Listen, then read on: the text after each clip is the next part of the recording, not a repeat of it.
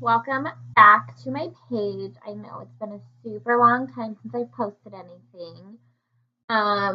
Life has just been kind of crazy. I've been dealing with, I went back to work full time and being a full time mom, and I know that's not an excuse, but I just haven't really been inspired by anything. I've been kind of just like going with emotions, trying to figure out how to have the kids and work and all that stuff. I actually have some news.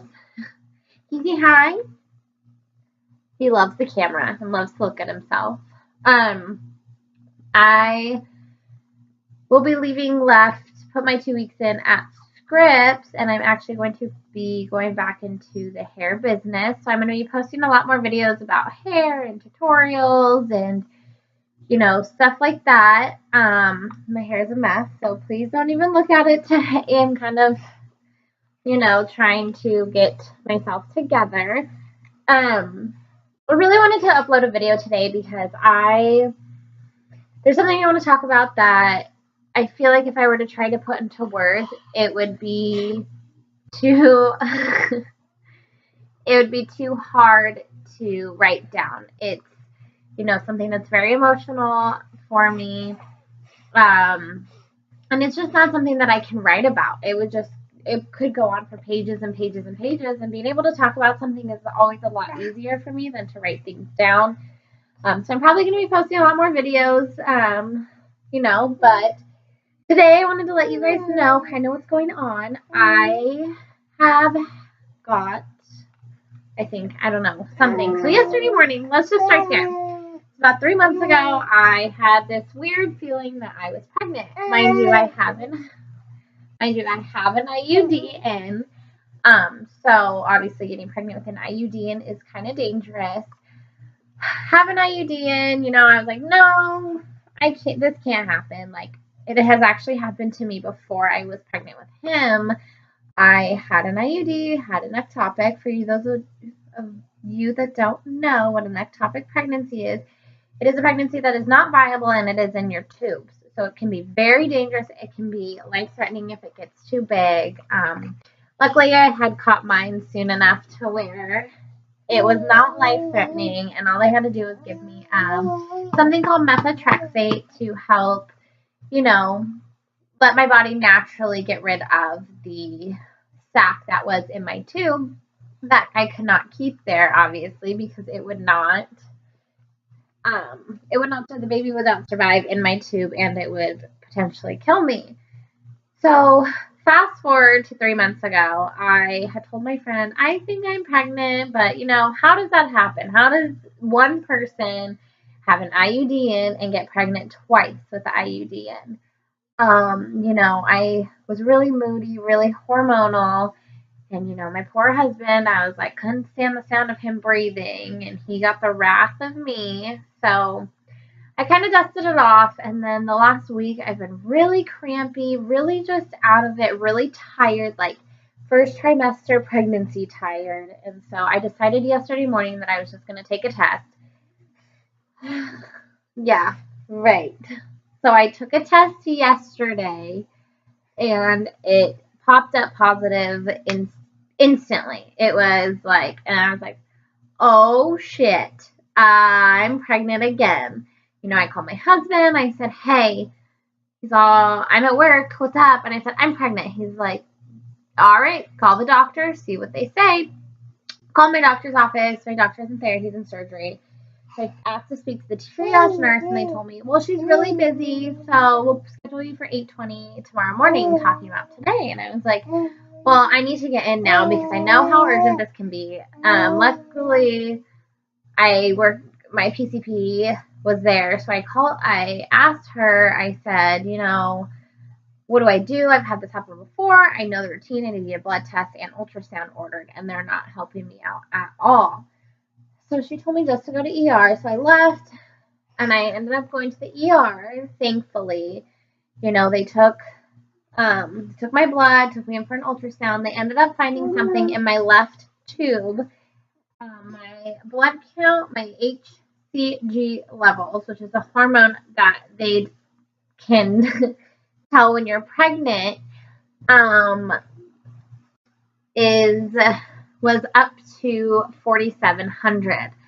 Now, last time it was only at like 21 or 2,200, so it was significantly higher before, which means I was definitely further along. I'm thinking I was around 3 months. But at that point, methotrexate was not an option. Not because I was so far along and because it could see the yolk. And later on, I actually found out that my tube had actually already started to bleed. So luckily I went in when I did, because honestly, if my tube would have ripped, I could have bled internally. It's just like a whole mess of things. And long story short, they walked in and told me, look, you're not a candidate for methotrexate. We're going to have to do surgery. Now, this was my first surgery I've ever had. I was freaking out. I told my mom not to come. I told my husband not to come. Told my grandma not to come because I thought I knew what was going to happen. And at this point, I'm freaking out. My phone is on 2%. I asked them to charge it. I didn't know what to do. Luckily, my mom and my husband showed up and were there for me, got to see me before I went in for surgery. My grandparents, thank goodness, for taking care of my boys, which was a huge relief off my shoulders. So, ended up going into surgery. They had to remove my left tube and ovary. Now, since I have had 2 ectopic pregnancies now, I am 50% more likely to have another one with or without the IUD in. So this means that if we want to have another baby, we need to decide the risk factor. We need to figure out if it's going to be worth it. It's really emotional for me because not only have I gone through this once, I've been through it twice. And even though it's something that it wasn't a viable pregnancy, the first time it was a lot harder for me to deal with because I was so excited that I was pregnant again, and it hit me really hard that I had to just let something, leave my body when I didn't want it to. This time I was a little bit more prepared, but the fact that they took out my left tube kind of hitting me a little bit. I don't know what the percentage of me being able to have another one is. I don't know if we would want to risk trying to have another one and it be in my tube again, and then potentially my other tube have to be removed, and then never being able to try to have another baby. There's just so many thoughts going through my head that is so hard. And I know that there's so many girls and women out there who actually have both of their tubes removed and aren't able to have a baby at all. So I am blessed to have been able to have 2 beautiful, healthy baby boys, and I'm so lucky that I have them.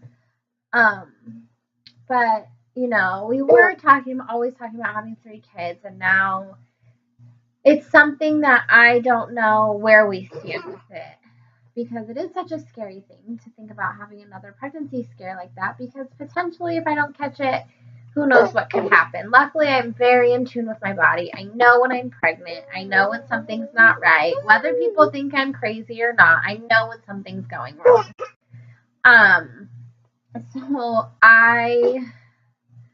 it's just hard. And I know there's a lot of women out there who have had miscarriages, and I'm so lucky I haven't had to go through that, but it's still just as emotional for me to go through this, and I'm really trying to be strong and to push through it. I'm lucky I have a huge support system, and like I said, having the 2 boys really makes a huge difference.